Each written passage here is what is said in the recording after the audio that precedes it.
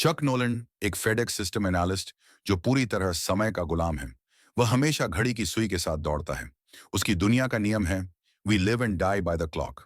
वह मानता है कि समय सबसे कीमती है और हर पल को नियंत्रित करना चाहिए। पर यह नियंत्रण उसे जीवन से दूर ले जा रहा है। उसकी प्रेमिका कैली उससे प्यार करती है, पर उसकी नौकरी उन्हें हमेशा दूर रखती है। क्रिसमस की रात, जब हर कोई अपने प्रियजनों के साथ है, चक को काम के सिलसिले में उड़ान भरनी पड़ती है। जाने से पहले कैली उसे एक छोटा सा तोहफा देती है। इसे तब खोलना जब तुम्हें सच में इसकी जरूरत हो। उसे नहीं पता कि आने वाले दिनों में यह उपहार उसकी जीवन रेखा बन जाएगा। फेडेक्स का विमान रात में मलेशिया की ओर जा रहा होता है। अचानक भयंकर तूफान आता है, इंजन फेल होते हैं और विमान समुद्र में गिर जाता है। चक किसी तरह एक लाइफ राफ्ट पकड़ लेता है, पर बाकी सब मर जाते हैं।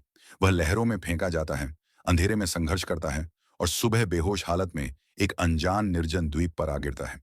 यह क्षण फिल्म का पुनर्जन्म बिंदु है। सभ्यता का व्यक्ति अब प्रकृति के सामने नंगा खड़ा है। न कोई तकनीक, न कोई घड़ी, न कोई इंसान, केवल समुद्र, हवा और जीवित रहने की इच्छा। जब वह जागता है तो उसे एहसास होता है कि वह पूरी तरह अकेला है। वह चारों ओर फेडेक्स के कुछ पैकेज पाता है और उन्हें संभाल कर रख लेता है, क्योंकि उसके भीतर अभी भी ड्यूटी जिंदा है। वह उम्मीद करता है कि कोई आएगा, पर कोई नहीं आता। दिन हफ्तों में बदल जाते हैं। वह मदद का संकेत देने की कोशिश करता है, रेत पर हेल्प लिखता है, आग जलाने की कोशिश करता है, लेकिन असफल रहता है। धीरे धीरे उसे समझ आता है कि अब वह अपनी दुनिया में नहीं रहा। अब उसका हर दिन जीवित रहने का पाठ है। वह पानी और भोजन ढूंढना सीखता है। नारियल तोड़ना, मछली पकड़ना, आश्रय बनाना, हर छोटा कार्य उसके लिए सभ्यता के पुनर्निर्माण जैसा है। एक दिन वह आग जलाने की कोशिश करता है और असफल होता है, पर हार नहीं मानता। घंटों संघर्ष के बाद जब पहली चिंगारी उठती है, वह खुशी से नाचने लगता है। Look what I have created, I have made fire. यह केवल आग नहीं, मानव आत्मा की विजय है।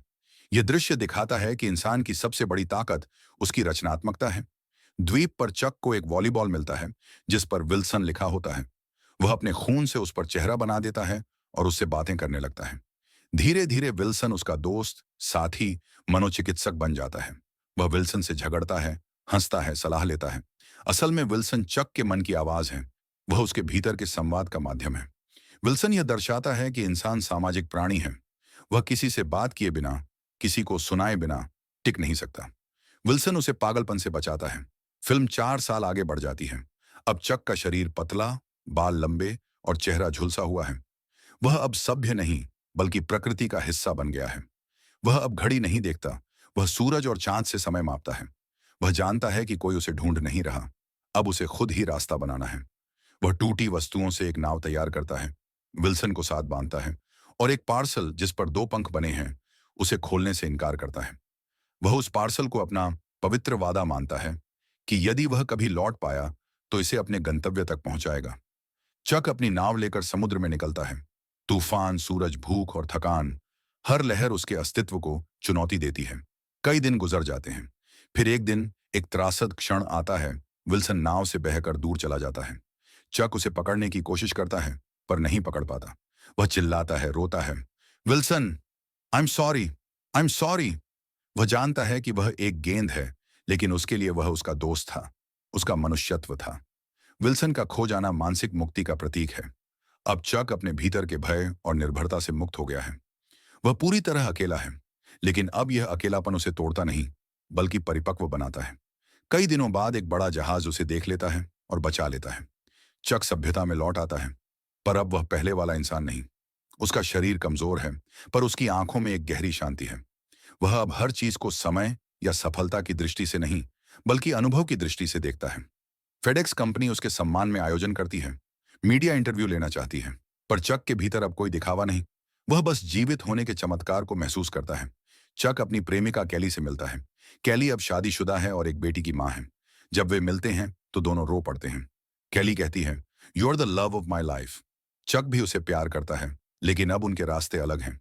वे एक दूसरे को गले लगाते हैं और फिर अलग हो जाते हैं, क्योंकि कुछ प्रेम कहानियां अंत में नहीं, स्मृति में पूरी होती हैं। चक उसके घर से निकलते समय मुस्कुराता है। वह अब समझ चुका है, प्यार कभी खत्म नहीं होता, बस रूप बदलता है।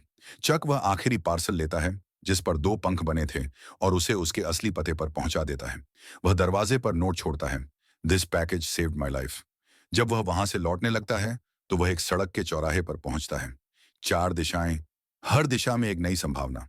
वह मुस्कुराता है, आसमान की ओर देखता है और हवा में उड़ते पंखों की दिशा में निहारता है। अब वह जानता है कि हर अंत एक नई शुरुआत है।